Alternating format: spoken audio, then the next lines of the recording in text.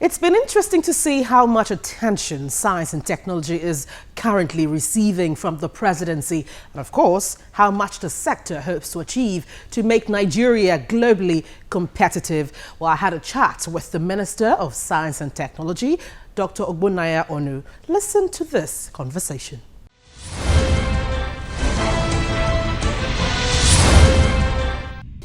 The major thrust of this administration is to secure our country, grow our economy, create jobs, and then fight crime, including corruption.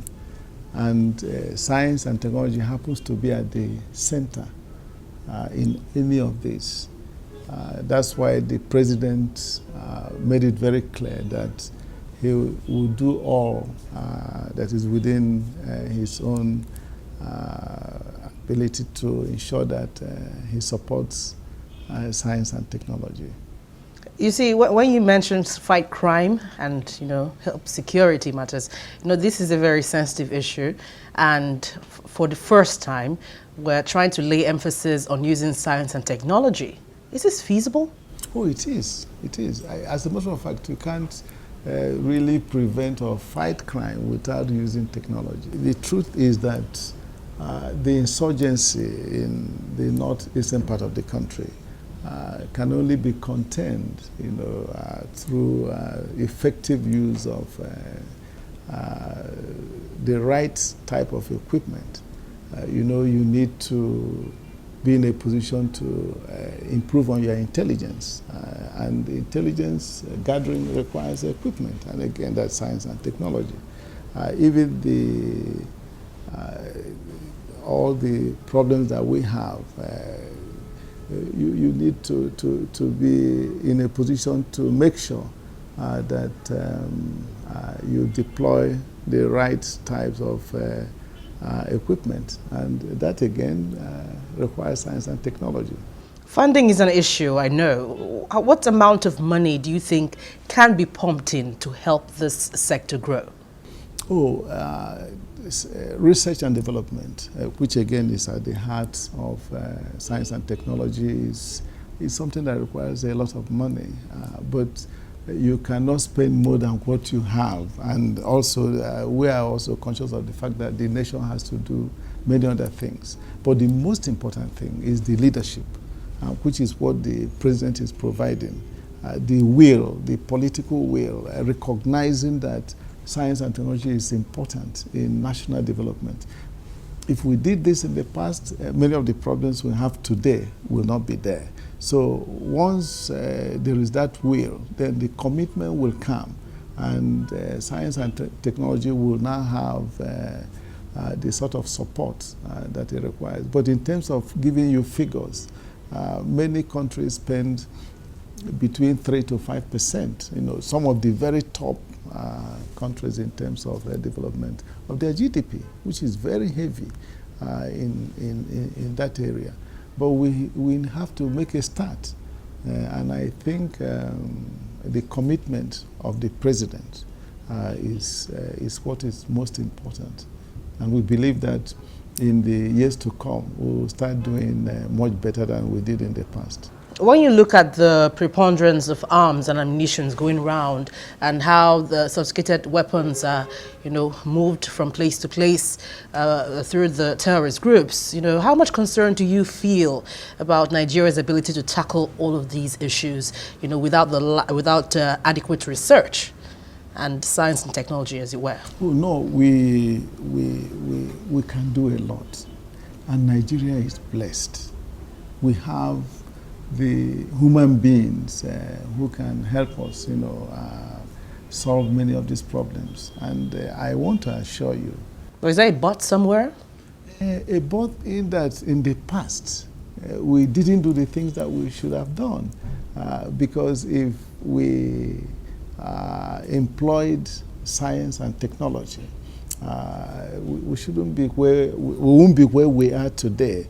Our military will be far stronger. And look at the humiliation that the nation suffered not too long ago when we had to carry money in briefcases to go looking for ammunition, things that, and equipment, things that we ought to manufacture or produce ourselves.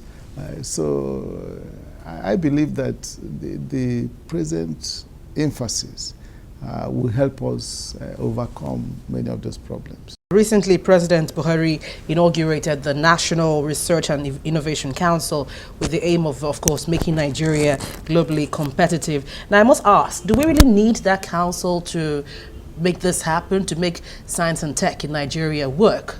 No, it's very important. The council, I just want to put everything in its true perspectives. The science, technology, and innovation policy of our great nation came into being in 1986.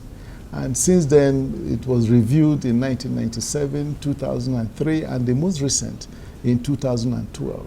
Now, in that policy, the apex body that should drive science and technology is this National Research and Innovation Council. So this is a body that should have been in place since 1986. But it was only put in place, inaugurated in 2014, but there was no meeting until this meeting that we held a few days ago. So it's important because leadership is important in anything that you do.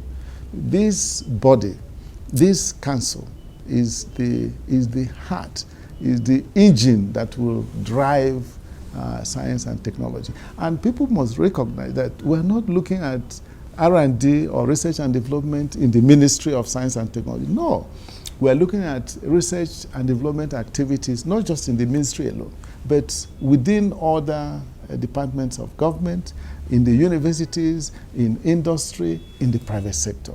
So this body will drive the national consciousness, create the national consciousness, and drive as a nation, our desire to make sure that we catch up with others and overtake them.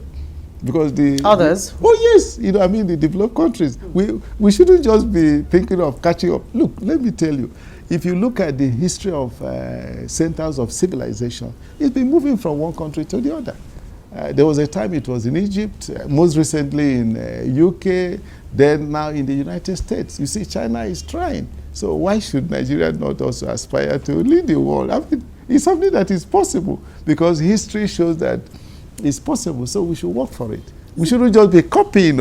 I don't think that's what I'm here to do in the ministry. I want us to, while we are adapting, we should also be interested in creating new technologies that one day other people can come and learn from us.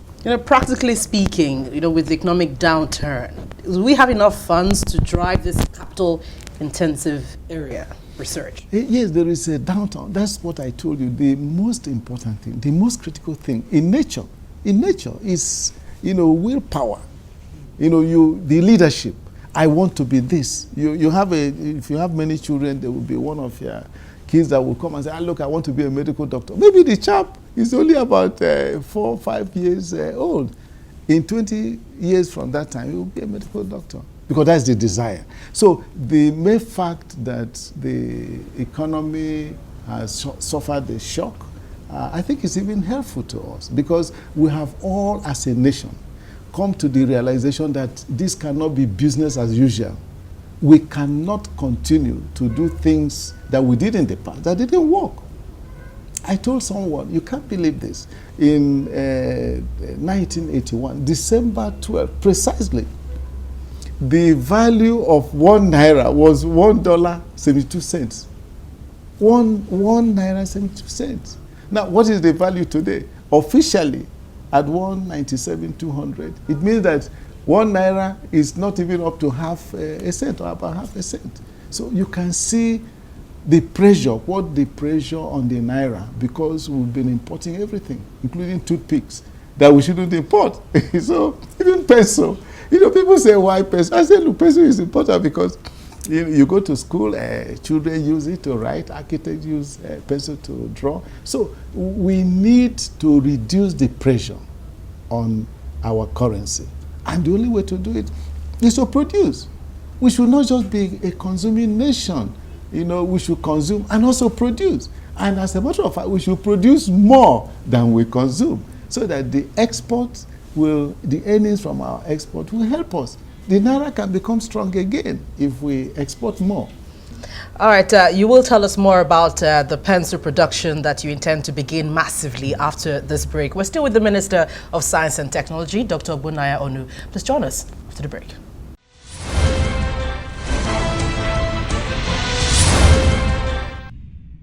Nigeria's vision of becoming one of the 20 largest economies in the world by the year 2020 is only attainable when science, technology, and innovation are fully integrated into our nation's socio-economic development process.